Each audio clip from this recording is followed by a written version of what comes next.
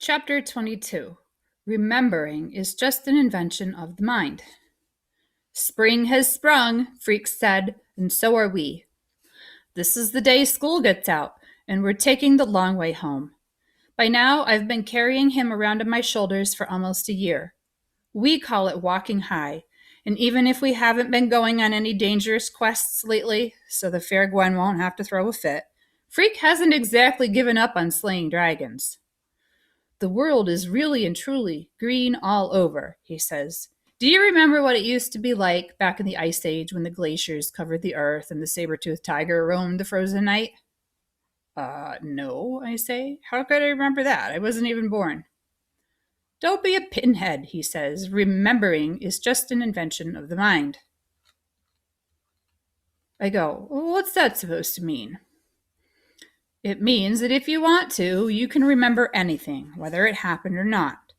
Like I can remember what it was like in the Ice Age. I kept trying to invent stuff, the wheel, central heating, indoor plumbing, but the Neanderthals, cavemen, were happy with just a campfire and a fur coat. If you guessed that Freak has been reading a book about the Ice Age, you're right. He's been seeing a saber-toothed tiger behind every bush, except that so far, all of them have turned out to be stray cats, or once it was this skunk and it's a good thing I can run fast, or we'd have to soak in tomato juice, which is the only way to get rid of the stink. Inventing electricity would be tough, he says, without copper wire and magnets, but I could handle inventing a compass. All you have to do is rub the needle. That way everybody could head south and get away from the glaciers. Well, first you need to invent a time machine, I say, so you can go back there and give all the cavemen a hard time about indoor plumbing. Freak goes, you don't need a time machine if you know how to remember. Which is something I'll always remember. Him saying that and me trying to figure it out.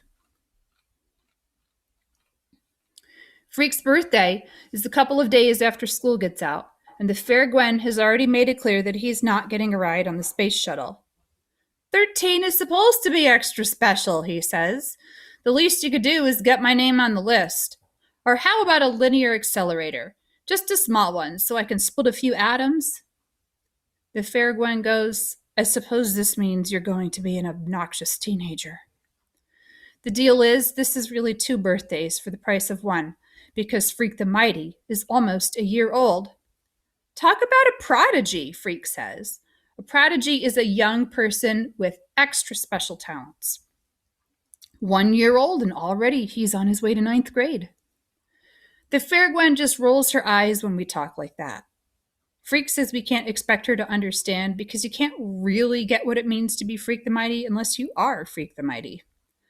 Anyhow, the party is just a family affair because Freak isn't supposed to get overexcited, which is like saying the moon isn't supposed to go around the earth.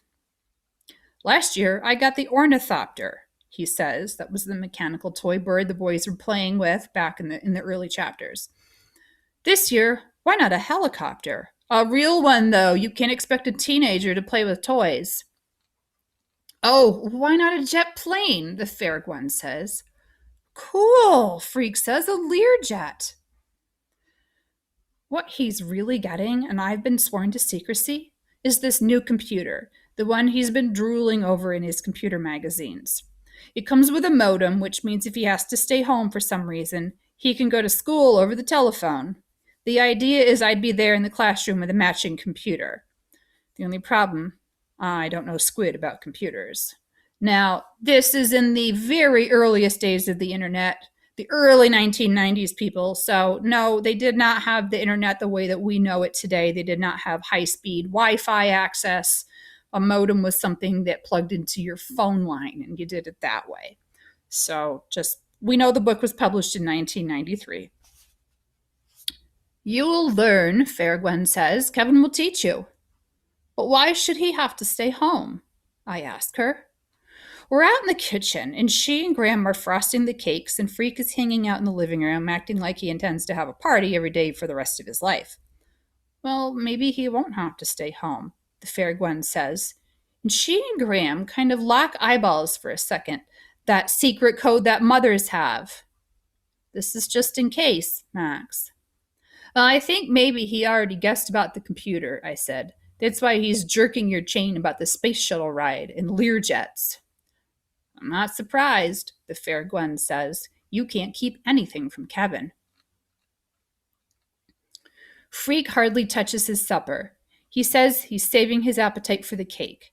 And finally, we're all done eating, except for Grim, who keeps rubbing his belly and rolling his eyes and telling the fair Gwen what a genius she is with fresh peas and new potatoes and salmon, and he'll have just a smidgen, a tiny bit more, thanks. And finally, Graham clears her throat and smiles, and Grim has to apologize for being such a pig. The funny thing is, when at last they do bring out the cake, Freak asks me to flame out the candles while he makes the wish. And then he doesn't even touch his piece. He just sort of pushes it around on the plate. I figure he's so excited about getting the new computer that he's lost his appetite. Not that he's letting on that he doesn't feel good. He's acting just as wise and smart-mouthed as ever. I should have asked for earplugs, he says when we're done singing Happy Birthday. You better check the glassware for cracks. Hush up, the fair Gwen says, or we'll give you another chorus. When she brings out the computer, he acts so surprised and happy. Maybe he really is surprised. Right away, he wants to turn it on and show off what a brain he is. And because it's his birthday, we all have to sit there and admire him and go, amazing and fantastic. And Kevin, how did you know that? And so on. He's showing Grim how to play 3D chess. And just watching that makes me dizzy. So after a while, I go out to the kitchen and help clean up, which is something I'm good at. Maxwell never breaks a dish, Graham is saying. He's very sure-handed for someone so large. We're almost done putting stuff away and wiping the counter when Grim shouts from the other room. All he says is, Kevin! But we can tell right away that something is wrong. We run in and Freak is leaning back in his chair, making this wheezing sound, panting real fast, and his eyelids are flickering. He's having a seizure, Grim says. Call an ambulance. The fair Gwen is already on the phone. I run out in the street and start waving my arms and jumping up and down so they'll know where to stop, and I keep running back in the house to check on things, but the fair Gwen says there's nothing we can do except wait. Chapter 23, The Empty Book. They won't let me visit him the first day, and Graham says I'll just have to be patient and let the doctors do their business. But I can't stand just sitting around, so I decide to walk over to the hospital, which Grim says is miles and miles, but suit myself. I know how to get there because Freak and I went yonder that way once so he could show me the medical research building. It's not the same, though, without Freak along to turn the houses into castles and the swimming pools into moats. All I keep thinking is, what a jip, or it's really unfair to have to go into the hospital on your birthday. Finally, I get there and I see that fair Gwen's car in the visitor parking lot, but Grim says I should leave her alone and let her tend to her son. So what I do is go around back to the medical research building. And I find this stupid little tree I can sit under. I have that old ornithopter bird with me, and I'm winding it up and flying it around, figuring maybe Freak will get a chance to look out the window and see it flittering by. That's my plan. And I'm under that puny little tree messing with the bird until this guy mowing the lawn makes me move. So I wander around to the front of the hospital, and that's when the fair Gwen finds me. Maxwell, she says, and she gives me this great big hug. A wet hug because she's been crying. Max, we've been looking all over for you. Kevin wants to see you. He's making quite a fuss about it, and Dr. Spivak says it's okay, but just for a few minutes. So the fair Gwen takes me inside, and I figure we're heading for the medical research building. But instead we go into the regular hospital. Well, he's in the ICU, she says, and that's the intensive care unit. So they're taking really good care of him? Well, they're doing their best, Max, she says. The intensive care unit is this place where there are so many nurses you can't hardly turn around without bumping into one, which I do as soon as we get there. Every patient gets a room alone, and there's all this electronic gear that Gwen says is called telemetry. And that's when the medical staff stick like sensors and things on your skin, and they measure your heartbeat, your oxygen level, your blood pressure, etc. It measures everything about you. So there is this telemetry, which means When Freak sneezes, the nurses know about it before he can wipe his nose. I'm not scared at all until I actually go into his room and I see how small he looks on the bed. They've got him sitting up with all these long tubes going into his arms and up his nose, and Dr. Spivak is guarding him. She won't let me come too close. I thought no visitors was the best policy for now, Dr. Spivak says, but what Kevin wants, Kevin gets. Dr. Spivak is this small woman with short red hair and a real stern face. And it's like she's mad because Freak wants to see me or because I'll break some of her precious equipment. That will be all, Freak says to her. You are dismissed. The thing is, his voice sounds funny. Not just faint and weak, but kind of whistly. Only when I get closer do I see he's got this weird little plastic button stuck in his neck. It's called a tracheotomy, he says, holding his finger against the button, which stops the whistling noise. Standard procedure to facilitate breathing, which means it makes breathing easier for Kevin. Does it hurt? No way, he says. I think it's cool. Listen to this. And he plays with his finger against the button, making his throat whistle a tune, which she says is the theme from Star Trek, although you can hardly recognize it. So when do you come home? I ask. Freak can't move much the way they've got him set up in the bed, so he sort of shakes his eyes instead of his head. I'm not coming home, he says. Not in my present manifestation, meaning not in this form, not in this body. I go, what? The bionic unit is on red alert, he says. Tonight they'll take me down there for my special operation. The next time you see me, I'll be new and improved. Well, I'm scared, I say. Don't be a moron, he says. You're not the one having surgery. Well, I still wish they wouldn't. Don't argue with me, he says. I have to lean close to hear him because his voice is so small and whispery. He goes, if you argue with me, I'll get upset and they can tell on the telemetry. Then you'll get in trouble. So I just stand there like a lump and I don't say anything for a while. I put the ornithopter on the foot of the bed, but I don't think he notices. See that book on the table? He can't point, but I see the book on the table. Open it, he says. The book reminds me of the dictionary he gave me for Christmas, except when I open it, all the pages are blank. That's for you, he says. I want you to fill it up with our adventures. Huh? Write it down, dummy. I was going to do it, but now it looks like I'll be busy getting used to my new bionic body. It'll probably take me weeks just learning how to walk with long legs. I put the book down. You're the one with the brain, I say. I'm the long legs. Don't get me upset, he warns. I won't have the time, so you'll have to do it. Just write it all down like you're talking. Put in all the fun we had, all the cool things we did, our adventures. But you know I can't write, Kevin. It's all in your head, Max. Everything you can remember. Just tell the story of Freak the Mighty. No big deal. I pick the book back up, but I don't say anything more about how hopeless it is, me, trying to write stuff down, because I don't want to set off the telemetry. He does that himself about a minute later when he starts to cough, and before I can say anything, the room is swarming with nurses, and Dr. Spivak is telling me I have to leave. Out this second, young man, and let us do our jobs. They let me wait outside the ICU with the fair Gwen, who was just standing there at the window, wringing her hands and not saying anything. Then finally they come out and say he's okay, it was just a bad spell, and that they have him stabilized. A while later, Graham comes into the hospital and she drives me home.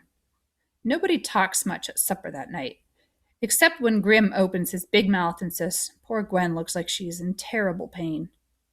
I go, poor Gwen? She's not the one having the special operation. Graham and Grim just look at each other like they can't believe I'm so dumb. Really, I think this is Max's way of saying that Graham and Grim don't seem to know about this operation. And finally, Graham says, Maxwell, dear, make an effort to eat your vegetables. That night, I put the empty book in the pyramid box for safekeeping and for good luck. Chapter 24, The Return of Kicker. The deal is, I'm not supposed to bother anybody at the hospital. Yeah, right. Like me being there is going to screw things up. The way everybody is acting around here, you're supposed to shut up and not do anything but wait, which makes me crazy. So early the next morning, when Grim is still snoring loud enough to rattle the window panes, I get up and sneak out of the house. The way I figure I can check on Freak and be back in time for breakfast, no harm done.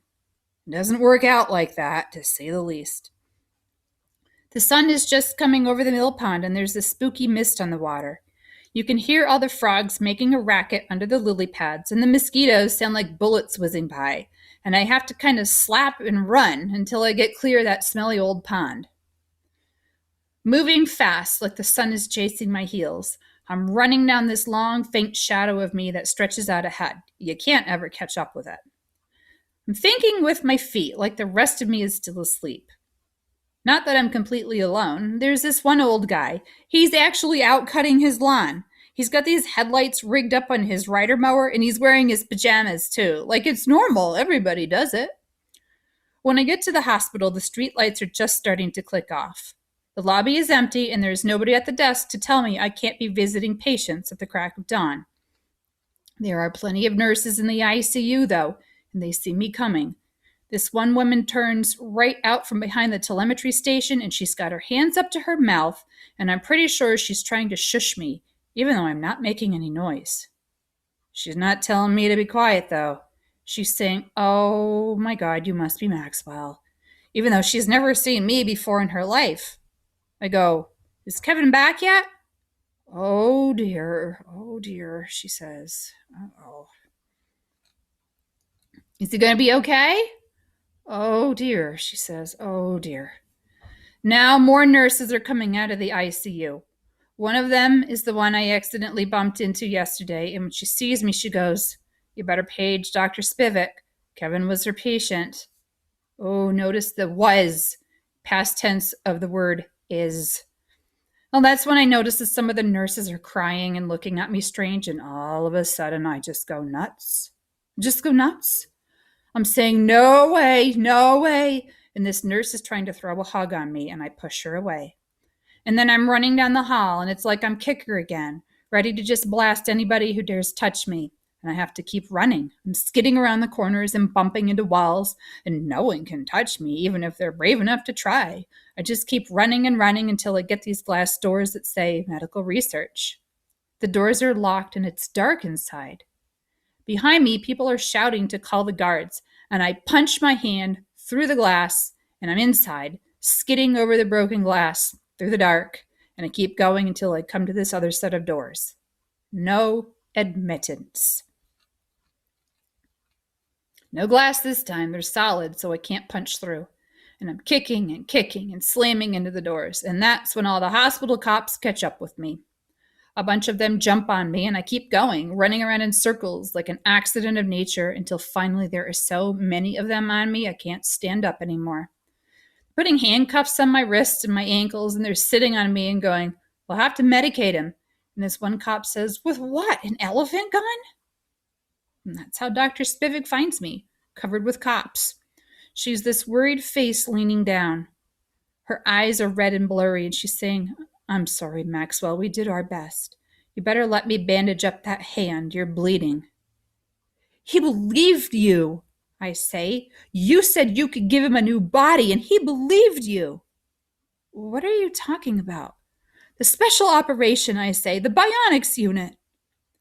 Dr. Spivak makes the cops let me up and says she'll be responsible, but they'll leave the handcuffs on me just in case. And the cop who was talking about needing an elephant gun has this nightstick out, and he's ready to bop me if I make a move.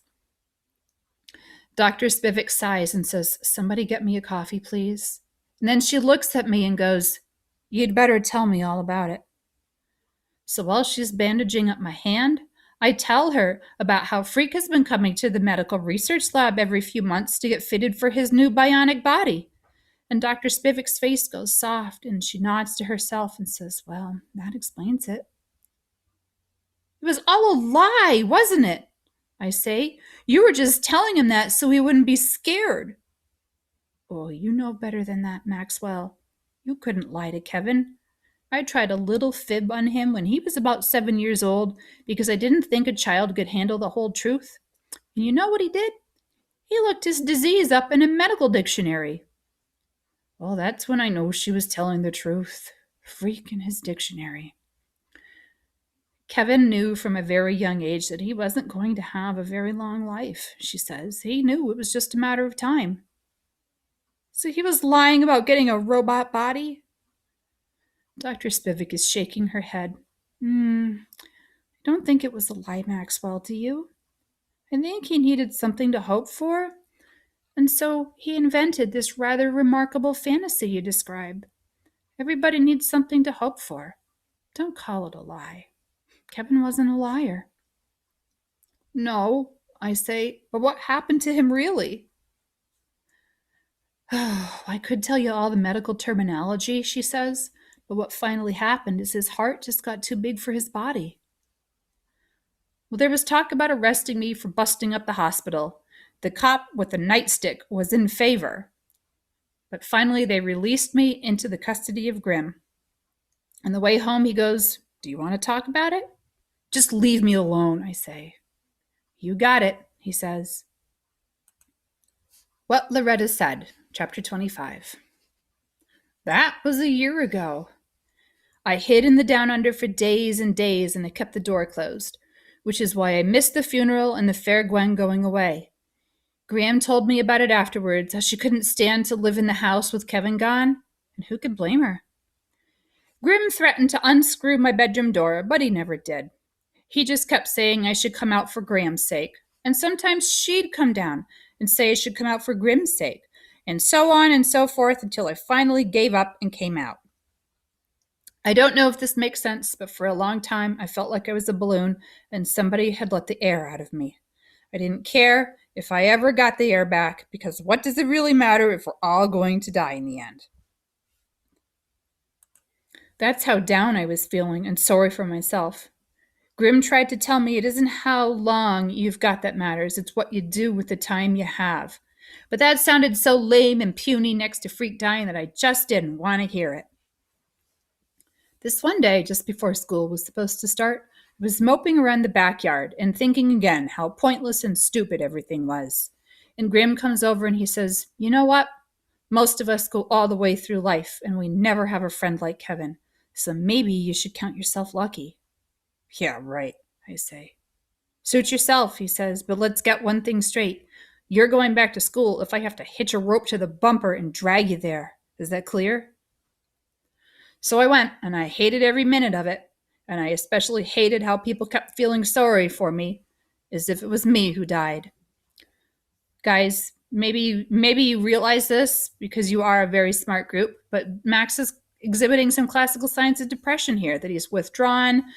He just doesn't want to do anything. He doesn't have the energy or the drive to do anything. Those are classical signs of depression.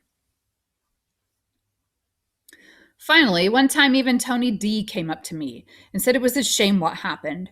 And I could see that he really meant it, and I just blew up. And I told him if he ever felt sorry for me again, I'd put him in head first in the mill pond, and I'd pound him down into the mud like a fence post. So we're enemies again, which is just the way I like it. Not too long after that, this was winter by then, I saw Loretta Lee in the street. She still had on the neck brace, and you could smell booze on her breath. But what do you expect? A miracle just because she lost her head and acted good for a couple of minutes? Anyhow, Loretta sees me and she says, "Did you hear about Gwen? She's in California, and she's got this new boyfriend. His name is Rick, and they're crazy about each other. Ain't that good news?" "I guess so." "Take it from me," she says. "It is. So what are you doing these days?" "Nothing." She gives me this long look and she goes, "Nothing is a drag, kid. Think about it." Well, nothing is a drag. I thought about it all the way home. That night, I pulled the pyramid box from under the bed and I got the empty book out of the pyramid. And I'm thinking, who are you kidding, Maxwell Cain? You haven't got a brain. And that's the truth, the whole truth. The unvanquished truth is how Freak would say it.